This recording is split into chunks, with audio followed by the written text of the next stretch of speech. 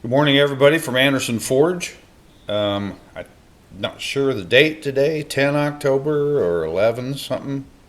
Not quite sure. But I got something to share with you today, and I hope it goes well. I haven't made when I was making this, and I'll get into description later. Of course, you can see it's a hand rubbed finish, right? This is 80 CRV, and I forged this down from. I got some 3/8 thick, about 2-inch wide 80 CRV, and forged this out of that. And I don't think I've done just a hand rubbed finish in more than a year or so, and I got to tell you, I think every now and then, I do a lot of jamones, a lot of stainless San Mai, all kinds of different Damascus patterns and so forth. But I think every now and then somebody ought to just do a hand rubbed finish just to keep you honest. You know what I'm saying? So anyway, this is. I hope you can see a little bit of the detail. There's some. I'm wiping this off on my sleeve here. There's some.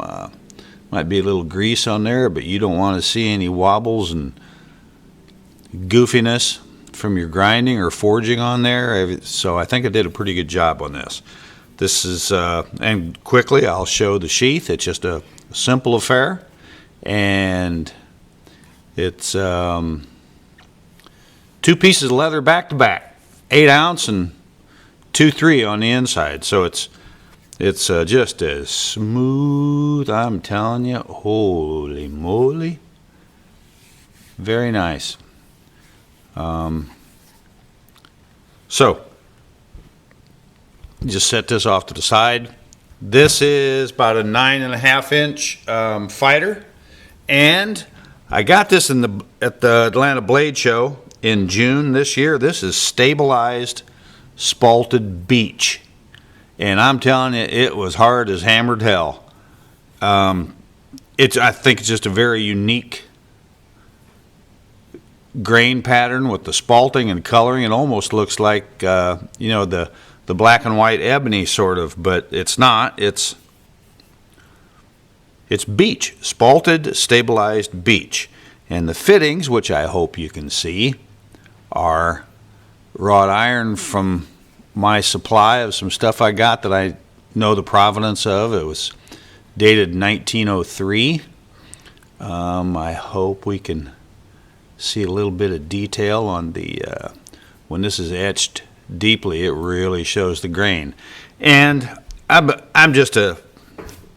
ain't the sharpest knife in the drawer sometimes. I haven't used a lot of, or almost no, wrought iron for butt cap knives, and then because you don't want to thread or tap wrought iron. It just doesn't have the integrity like that. So I'm going to go ahead and take this apart, and all of a sudden it dawned on me, man, I do a lot of silver brazing. So I took a chunk of wrought iron. My fingerprints are going to be all over this blade now. I took a piece of wrought iron and silver brazed into it a piece of 1/4-inch 4/16 stock. Turned it on my lathe, and now I got good threads, but I still have the very unique character of that good old 118-year-old wrought iron. And here's our butt cap. Should come right off. A couple pins. I hope you can see. It's a faceted. Yeah, that is. Man, that's some nice, sweet-looking wrought iron. Sorry about. I've been working on a lathe over here. This is our spalted. Pins are about to fall out, and that's okay. They go in different depths in both the butt end and the guard end, but it doesn't matter. They're all the same length pins. So you got them set accordingly, so it doesn't matter which hole you put any pin in. They're all the same. And then maybe hope we can see this guard is really nice. The etching on it, fit and finish should be dialed in appropriately. And there's our wrought iron guard. Just way cool. And I am getting dialed in on cutting back my guard shoulders on the or my guard side faces, the slot on the side of the ricasso. I only go in a few thousandths, just enough to cover things, and it's a zero tolerance fit on this. So anyway, enough rambling. I can I'll put my pins in the guard this time. And the reason I definitely do the back cut on the ricasso on this particular knife is because of the wrought iron. When you etch wrought iron to show that grain, it eats away quickly. And even if you would have had a really tight fit with a no back cut relief on the ricasso, by the time you etched it to get your pattern, you'd have a gap there in the slot between the wrought iron and the ricasso. So I went ahead and back cut that ricasso. And I got a little, I always index the butt cap just above the finial hole there. You might be able to see a little dot. That just indicates that it goes to the top, because this butthole here is almost dead center. So anyway, I should have named this.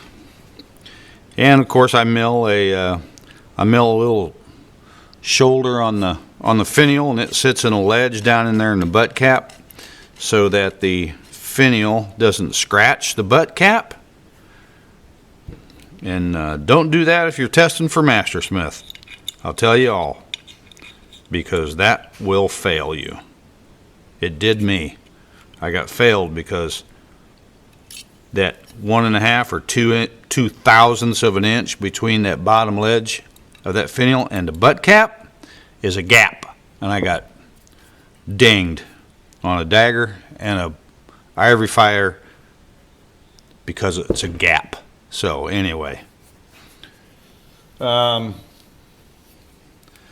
that Bowie. Let me get it there. Maybe if I'm turning things off here. I shouldn't be doing that. There we go. I'm trying to.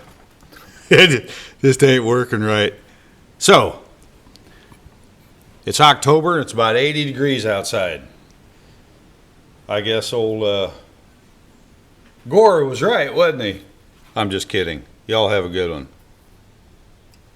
Al Gore. I couldn't even think of his name.